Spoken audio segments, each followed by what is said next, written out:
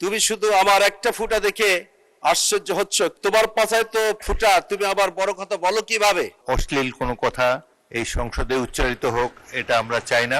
আপনার বক্তব্যে কিছু অশ্লীল শব্দ রয়েছে। চাইলন সুচকে বলেছিল যে তোমার পাছায় তো ফুটা, তুমি আবার বড় কথা বলো কিভাবে?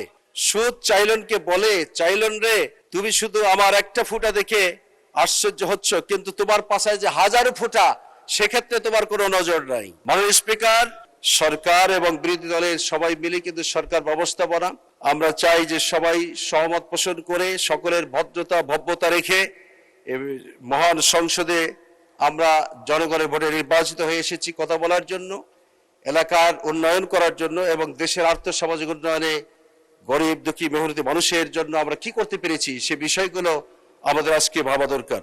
আমি বিনয়ের সাথে অনুরোধ করি, সরকার বাহাদুর অন্তত পক্ষে ডোমার কিংবা ডিমলা বিলে একটি শাকসবজি সংরক্ষণের জন্য হিমাগার স্থাপনের জন্য প্রস্তাবনা রাখছি।